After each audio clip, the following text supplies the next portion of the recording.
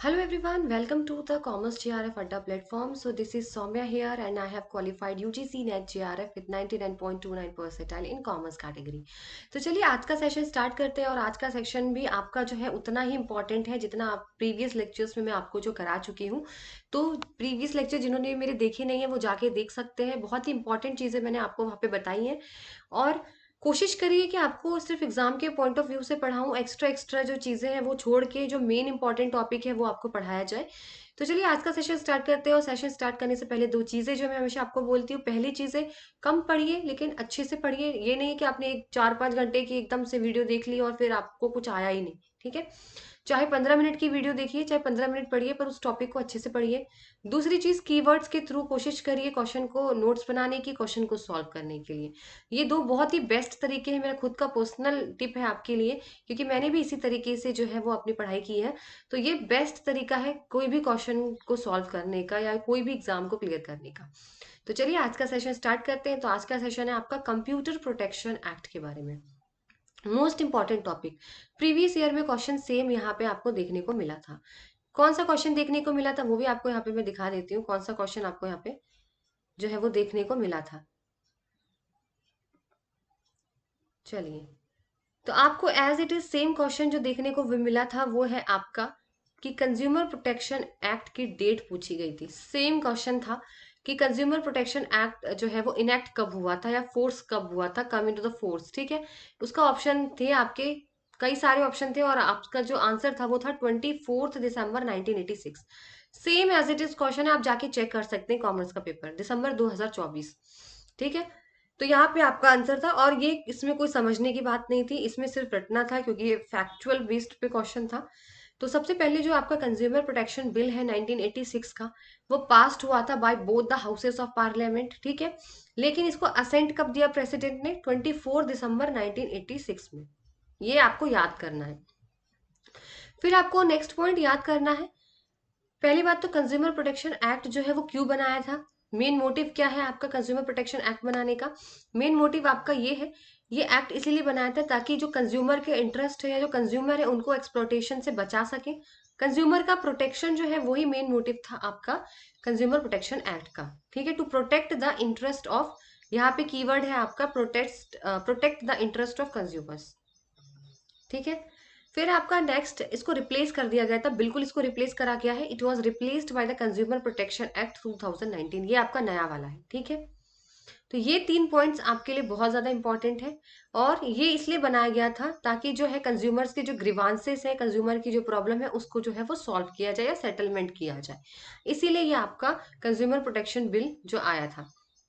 अब इसको आपको मैंने बता दिया है, ये पॉइंट पॉइंट आपको याद रखना है कि ठीक है, कब ये आया था? 24 दिसंबर। किसने रिप्लेस किया? Consumer protection act 2019। इसका मेन मोटिव क्या है? To protect the interest of consumers in India. That's it, point to point notes बनाइए। और आपको इसका पीडीएफ बिल्कुल मिल जाएगा क्योंकि ये थोड़ी सी लॉन्ग वीडियो है, इसीलिए मैं पीडीएफ जो है वो टेलीग्राम चैनल पे दे दूंगी। आपका जो टेलीग्राम चैनल का लिंक है वो आप डिस्क्रिप्शन में जाके देख सकते हैं। ठीक है, चलिए नेक्स्ट स्लाइड पे आते हैं।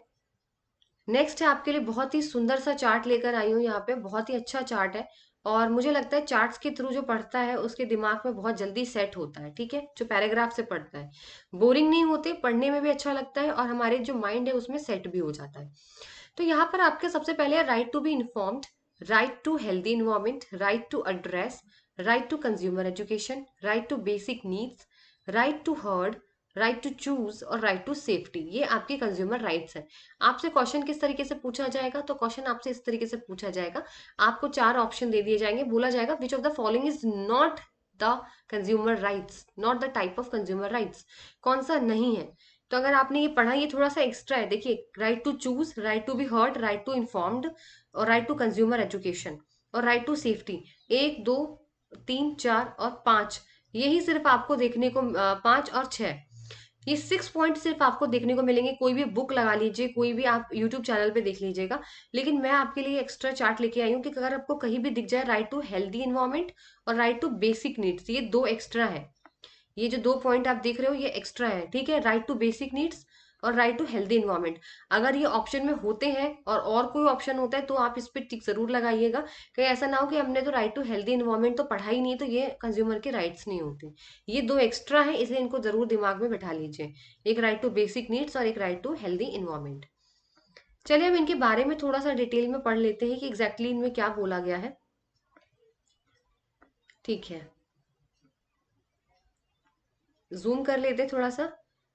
सबसे पहला राइट है आपका right to safety. Right to safety का यहाँ पे क्या मतलब है कि खरीदने से पहले कंज्यूमर जो है क्वालिटी और गारंटी कि कितना सेफ है वो प्रोडक्ट, उस बारे में उसको राइट है पूरा, कि जो वो प्रोडक्ट खरीद रहा है उसकी क्वालिटी उसकी सेफ्टी कितनी है। जैसे कि अगर हम लोग कोई भी सर्टिफाइड प्रोडक्ट खरीदते हैं तो उसमें हम ISI mark, egg mark, hall mark देख के खरीदते हैं। क्यों? क्योंकि ये जो आपके सर्टिफाइड मार्क्स हैं ये जो है वो आपकी प्रोडक्ट की क्वालिटी सेफ्टी की गारंटी देते हैं।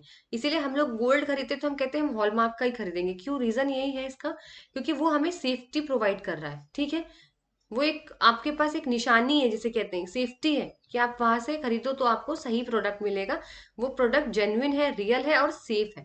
ठीक है। नेक्स्ट पॉइंट है राइट टू चूज का। राइट टू चूज का मतलब ये होता है कि कस्टमर्स के पास, कंज्यूमर के पास पूरा हक है उनको चूज करने का वैरायटी ऑफ गुड्स, कि उनको सस्ता खरीदना है प्राइसिंग में, कि नहीं मुझे तो आपका सस्ता नहीं लग रहा, मुझे तो उनका सस्ता लग रहा है, 2 रुपए भी कम क्यों ना हो, हम वहां चले जाते हैं क्योंकि कस्टमर्स तो 1 1 रुपए बचाता है ना। और तो अगर हमें ऐसा लगता है तो हमारे पास वैरायटी ऑफ गुड्स होते हैं और कॉम्पिटेटिव प्राइसिंग होती है, हमें पूरा हक है कि हम कहाँ से खरीदेंगे, क्या खरीदेंगे।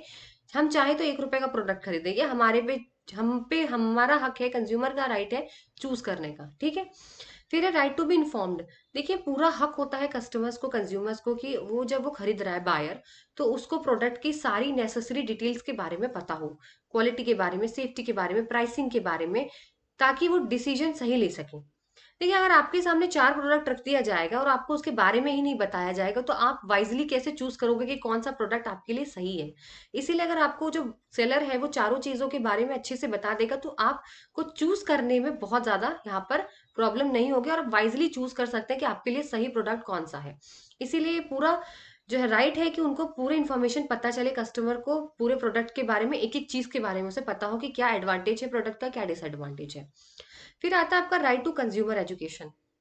राइट टू कंज्यूमर एजुकेशन में ये बोलते हैं कि कंज्यूमर को बिल्कुल अवेयर होना चाहिए उनके राइट्स के बारे में। अब कंज्यूमर्स को अपने 6 राइट्स के बारे में पता होना चाहिए ना, कि right to be heard, right to be safety, right to seek compensation, right to be informed, right to be heard, उनको पता होना चाहिए। कस्टमर्स को उनके राइट्स के बारे में पता होना चाहिए, जिससे कोई भी दुकान वाला, कोई भी सेलर उनको ठग ना सके, उनको एक्सप्लॉइट ना कर सके। ठीक है। इसीलिए कस्टमर्स को एजुकेट होना बहुत जरूरी है। आपको अपने राइट्स के बारे में, अपने अधिकार के बारे में पता होना चाहिए। ठीक है। फिर आता है राइट टू सीक कंपनसेशन। अगर आपके साथ कुछ भी ऐसा मिस हैपन हो जाता है प्रोडक्ट को लेकर, आप एक्सप्लॉइट हो जाते हैं बाय द सेलर, आपको कोई नुकसान हो जाता है, तो आपके पास पूरा हक है कि आप जाके कंपनसेशन लो। चाहे वो in the form of cash हो, चाहे वो प्रोडक्ट रिप्लेस करके दें आपको, कुछ भी हो सकता है। ठीक है। यानी आपके पास पूरा हक है कि अगर आपको ठगा गया है, आपके साथ अनफेयर ट्रेड प्रैक्टिस करी है सेलर ने, तो आपके पास पूरा हक है कि आप जाके कंपनसेशन लेंगे। ठीक है। तो ये थे आपके कुछ इंपॉर्टेंट, और दो जो मैंने आपको बताया हेल्दी इन्वायरमेंट का और आपका बेसिक नीड्स का, वो एक्स्ट्रा है, उनको भी याद रखिएगा। बट जो मेन है वो आपके यही होते हैं। ठीक है। चलिए तो हम नेक्स्ट स्लाइड पे आते हैं, और ये बहुत ही इंपॉर्टेंट स्लाइड है, आप लोग इसका स्क्रीनशॉट ले लीजिए। वैसे मैं पीडीएफ शेयर कर देती हूँ आप लोग के साथ, और मैं कर दूंगी। ठीक है इसका, लेकिन आप एक बार ये कमीशन जो है इसको रट लीजिए, क्योंकि ये रटने वाला ही क्वेश्चन है, इसमें कुछ समझना नहीं है। इसमें दोनों एक्ट के बारे में दिया हुआ है, 1986 के एक्ट के बारे में है और 2019 वाला जो एक्ट है उसके बारे में है। अब बात करते हैं 1986 में क्या है मैम, और 2019 वाले में क्या डिफरेंस है। देखिए पहले तीनों ही होते थे डिस्ट्रिक्ट आपके, डिस्ट्रिक्ट फोरम होता था, स्टेट फोरम है आपका, नेशनल कंज्यूमर है, मतलब डिस्ट्रिक्ट, स्टेट और नेशनल। ठीक है। जहां पे जाके आप फाइल करते हो, कोई भी आपको अगर अनफेयर ट्रेड प्रैक्टिस है तो कंज्यूमर वहां पे फाइल करता है। अब बात करते हैं पहले जो 1986 था उसमें डिफरेंस क्या था, 20 लैक्स का। पहले जो है ना 20 लाख तक का अगर अमाउंट होगा ना तो ही आप डिस्ट्रिक्ट में जा सकते हो, 20 लाख तक का। लेकिन अब बढ़ा के कितना कर दिया, 20 से 1 करोड़ कर दिया है मैम। ठीक है। फिर स्टेट में क्या होता था, स्टेट में जो है वो आपका 20 लाख से लेकर 1 करोड़, 20 लाख से लेकर 1 करोड़ तक का अमाउंट है तो आप स्टेट में जाएंगे। लेकिन अब क्या कर दिया है, 1 करोड़ से लेकर 10 करोड़ तक की अमाउंट रहेगी, तब आप, मतलब बढ़ा दिए लिमिट्स, अब आप जाएंगे स्टेट के पास। फिर नेशनल कंज्यूमर डिस्प्यूट में आप कब जाएंगे, जब आपका पहले 1986 में आपका 1 करोड़ से ज्यादा की वैल्यू होती थी, तब मैम हम जाते थे नेशनल कंज्यूमर डिस्प्यूट में। लेकिन अब कब जाते हैं, अब जब हमारी वैल्यू 10 करोड़ रुपए हमारे प्रोडक्ट की, अभी जो भी हम फाइल कर रहे हैं उनमें 10 करोड़ से ज्यादा का अमाउंट है, तो हम जाएंगे नेशनल पे। बस आपको इतना याद रखना है कि पहले 20 था डिस्ट्रिक्ट में, अब 1 करोड़ हो चुका है। पहले स्टेट में 20 लाख से 1 करोड़ था, अब 1 करोड़ से 10 करोड़ हो गया है। पहले नेशनल में 1 करोड़ था, अब 1 करोड़ से 10 करोड़ हो चुका है। एज इट इज इसको दिमाग में रख लीजिए। क्वेश्चन सीधे डायरेक्ट बनेगा, इसमें कोई घुमाने फिराने का क्वेश्चन नहीं है। ठीक है, देखिए मैं आपके लिए सब इंपॉर्टेंट चीजें ही लेकर आई हूँ, और इंपॉर्टेंट चीजें ही मैंने यहाँ पे मेंशन करी है। कोई फालतू की चीज यहाँ पर नहीं आपको देखने को मिलेगी। सिर्फ पॉइंट जो आपका एग्जाम का जो पॉइंट है उसी के हिसाब से हम लोग यहाँ पे करेंगे। तो डिस्ट्रिक्ट फोरम में क्या होता है, डिस्ट्रिक्ट फोरम के अंदर जो है वो आपका डिस्ट्रिक्ट जज होता है, जो कि स्टेट गवर्नमेंट नॉमिनेट करती है।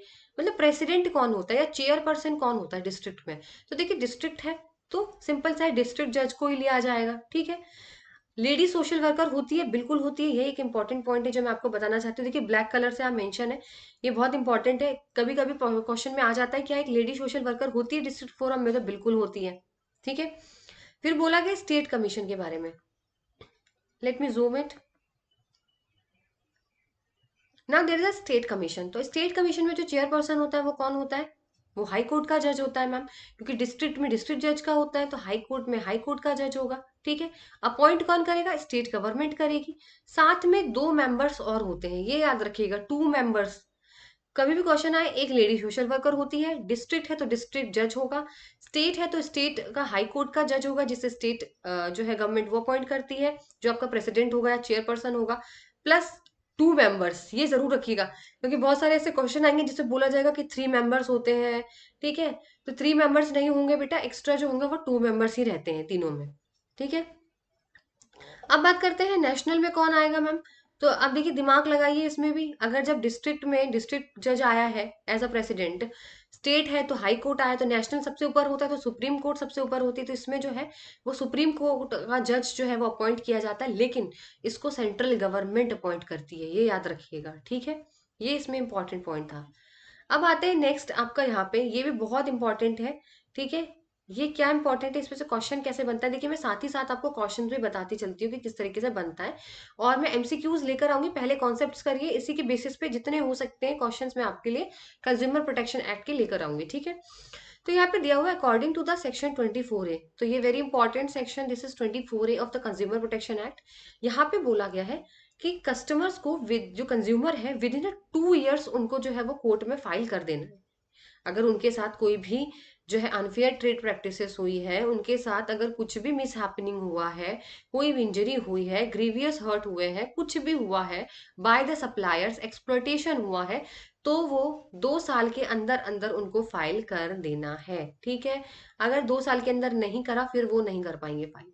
तो आपका क्वेश्चन यहाँ पे क्या बनेगा, क्वेश्चन ये बनेगा कि according to the section 24A of the consumer protection act 1986, the district forum, state commission or the national commission shall not admit a complaint unless it is filed dashed from the date on which the cause of action has arise।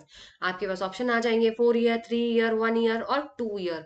तो आपको याद करना है कि 2 साल यहाँ पे रहेगा, विद इन 2 ईयर्स तक हम फाइल कर सकते हैं। ठीक है, तब भी काफी टाइम दे दिया जाता है आपको। ठीक है, चलिए नेक्स्ट स्लाइड पे आते हैं आपकी। सारे ही इंपॉर्टेंट है ये आप लोगों के लिए, ये याद रखिएगा। अब आते हैं आपका पेनल्टीज क्या क्या लगती है मैम। तो पेनल्टीज किस तरीके से लगती है, अगर आपके साथ कोई भी आपको एडल्टरेटेड प्रोडक्ट दे दिया, मिलावटी प्रोडक्ट दे दिया है आपके साथ, ठीक है, कुछ भी आपके साथ अनफेयर किया हुआ है सेलर ने, तो आपको अगर इंजरी नहीं हुई है बट आपके साथ नुकसान, मतलब आपको मिलावटी प्रोडक्ट तो दे दिया, कोई ऐसी चीज दे दी बट आपको कोई नुकसान नहीं हुआ, पर दिया तो है उसने, तब आप क्या करोगे, जो है कंज्यूमर को अगर इंजरी नहीं होती है तो आप 1 लाख रुपए तक का फाइन और 6 महीने की जेल जो है वो सप्लायर को दिला सकते हो। ठीक है, तो अगर सप्लायर आपके साथ ऐसा कुछ करता है और आपके साथ आपको इंजरी नहीं हुई है, कोई नुकसान नहीं हुआ है आपको, लेकिन फिर भी 1 लाख का फाइन और 6 महीने की जो जेल है वो आपके सप्लायर को काटनी पड़ेगी। ठीक है, अगर आपको कोई इंजरी हो जाती है, थोड़ी बहुत चोट लग गई या थोड़ा बहुत आपको नुकसान हो गया, तो फाइन जो है वो बढ़ जाता है। अब फाइन जो है वो 3 लाख का हो जाएगा और जेल जो है वो आपकी 1 साल की हो जाएगी। ठीक है, लेकिन अगर आपको ज्यादा हर्ट हो गया, ठीक है, ज्यादा इंजरी हो गई, ज्यादा इंजरी हो गई है तो 5 लाख तक का कैश फाइन हो जाएगा, और 7 साल तक की आपको इम्प्रिजमेंट यानी जेल हो जाएगी। अगर किसी की डेथ हो जाती है, जो कि बहुत सीरियस केस आ गया डेथ का, तो 10 लाख रुपए का फाइन लगेगा, और आपकी मिनिमम जो जेल है वो 7 साल की आपको काटनी पड़ेगी। यहाँ तक कि आपको पूरे जीवन भर भी जेल काटनी पड़ सकती है, यानी इम्प्रिजमेंट फॉर लाइफ भी आपको यहाँ पे दे सकते हैं, क्योंकि ये डेथ का केस है। अब आपको एज इट इज रन करना है कि अगर कोई इंजरी होती है कंज्यूमर को, नहीं होती है तो 1 लाख का फाइन, 6 महीने की जेल। इंजरी हो जाती है तो 3 लाख का फाइन, 1 लाख 1 साल की जेल। अगर ग्रीवियस हर्ट है, ज्यादा आपको इंजरी हो गई है, तो 5 लाख आपकी फाइन रहेगी, 7 साल की जेल। और अगर डेथ हो जाती है तो 10 लाख यहाँ पर आपको जो है फाइन देना पड़ेगा, और 7 साल की जेल होती है। बट ये आपकी लाइफ इम्प्रिजमेंट भी आई हो सकती है, यानी आपकी बढ़ भी सकती है। This is a very important chart I am showing you here. ये चार्ट एज इट इज, इसको एकदम दिमाग में बैठा लीजिए। क्वेश्चन आप लोग कहते हैं ना कि मैम क्वेश्चन बनते ही कहाँ से, क्वेश्चन इन्हीं में से कोई भी पॉइंट उठा लेंगे, ठीक है। फिर आप कहेंगे क्वेश्चन कहाँ से बनते हैं। ये है डिफरेंस आपका कंज्यूमर प्रोटेक्शन एक्ट 1986 का और कंज्यूमर प्रोटेक्शन एक्ट 2019 का। सबसे पहला पॉइंट यहाँ पे कंज्यूमर प्रोटेक्शन एक्ट का है कि 1986 में ना कोई रेगुलेट नहीं करता था, कोई अलग से हमने कोई अथॉरिटी नहीं बैठा रखी थी कंज्यूमर के प्रॉब्लम को हैंडल करने के लिए या रेगुलेट करने के लिए। पर 2019 में हमने सीसीपीए बना दिया, कंज्यूमर प्रोटेक्शन एक्ट हमने बना दिया, ठीक है। Consumer central consumer protection act CCPA form किया। पहले कोई भी कंज्यूमर का कोर्ट नहीं होता था। मतलब कंज्यूमर के कोर्ट का यहाँ पे क्या मतलब है कि पहले जो आपके कंज्यूमर होते थे वो जो क्या है फाइल करते थे, मतलब कोई भी ऐसा कंज्यूमर का स्पेसिफिक कोर्ट नहीं दिया था जहाँ पे कंज्यूमर फाइल करे। यानी उसको अगर फाइल करना है तो वो जाता था आपके सेलर्स के ऑफिस में। वही जैसे कंज्यूमर के साथ कुछ हुआ, ठीक है, कंज्यूमर, लेकिन उसको कहाँ फाइल करना होगा कोर्ट केस, जहाँ पे सेलर रहता है, जहाँ पे सेलर का ऑफिस है वहां पर। लेकिन अब क्या हो गया है, वो वहां कंप्लेन करेगा जहाँ पे वो खुद रहता है, मतलब उसके लिए अच्छा हो गया ना। पहले तो सेलर के पास जाना पड़ता था, अब जहाँ पे कंज्यूमर काम करता है या रिजाइड करता है रहता है, वहां पे अब उसी कोर्ट में फाइल होगा। फिर है प्रोडक्ट लाइबिलिटी। ऐसा कोई प्रोविजन नहीं बनाया गया, क्योंकि कंज्यूमर जो है वो सिविल कोर्ट को ही अप्रोच करते थे पहले टाइम पे, पर उनको कोई कंपनसेशन नहीं देते थे। लेकिन अब क्या है, कंज्यूमर जो है वो कंपनसेशन ले सकते हैं अगर उनको कोई भी हार्म हुआ है तो प्रोडक्ट से। ये देखिए लिमिट इंपॉर्टेंट है यहाँ पे। लिमिट मैंने बता दिया, पहले डिस्ट्रिक्ट में 20 लाख थे, अब 1 करोड़ तक है। पहले 20 लाख से 1 करोड़ था, अब 1 करोड़ से 10 तक स्टेट में है। नेशनल में पहले 1 करोड़ था, अब एक 10 करोड़ से ज्यादा है। ई कॉमर्स का कोई प्रोविजन नहीं था पहले, लेकिन अब क्या है, ई कॉमर्स जो है वो आ गया है, डिजिटली चीजें आ गई हैं। Last very important, mediation cells. पहले मेडिएशन सेल्स नहीं हुआ करते थे, यानी सेल क्यों नहीं हुआ करते थे मेडिएशन सेल, क्योंकि पहले जो है ना आपसी जो कहते हैं ना आपसी सुलझाव जो करते हैं वो नहीं हुआ करता था। पर अब क्या होने लगा है 2019 में, कोर्ट जो है वो पहले बोलता है कि आप मेडिएशन के थ्रू सॉल्व कर लीजिए। अगर आपका आपस में सुलझ जाता है तो आपको कोर्ट आने की जरूरत नहीं है, जो कि काफी अच्छी चीज है। अगर सेलर और बायर आपस में सुलझा लेंगे तो वो ज्यादा सही रहेगा। तो ये ऑप्शन आपको देखने को मिलता है, पहले ये ऑप्शन नहीं हुआ करते थे। तो देखिए ये बहुत ही इंपॉर्टेंट चार्ट था जो मैंने आपके साथ शेयर किया हुआ है। और आज की स्लाइड बहुत इंपॉर्टेंट है, एज इट इज इसको याद करिएगा, जो लर्न करने की चीजें वो लर्न करिए, डिफरेंसेस लर्न करिए। एमसीक्यूज में आपके लिए जल्दी इस कॉन्सेप्ट का लेकर आऊंगी, पहले कॉन्सेप्ट्स पढ़िए, फिर एमसीक्यू अपने आप सॉल्व हो जाएंगे, एमसीक्यू की टेंशन नहीं लेने की है, ठीक है। चलिए ठीक है, आज का सेशन अगर आपको अच्छा लगता है तो प्लीज लाइक एंड शेयर जरूर करिए, चैनल को सब्सक्राइब जरूर करिए। तब तक आपसे मिलती हूँ नेक्स्ट सेशन में, और ऐसे ही आपके लिए कुछ अच्छे अच्छे चार्ट्स और इंपॉर्टेंट टॉपिक्स लेकर ही आऊंगी। चलिए अच्छा, तो जब मिलते हैं आपसे नेक्स्ट सेशन में।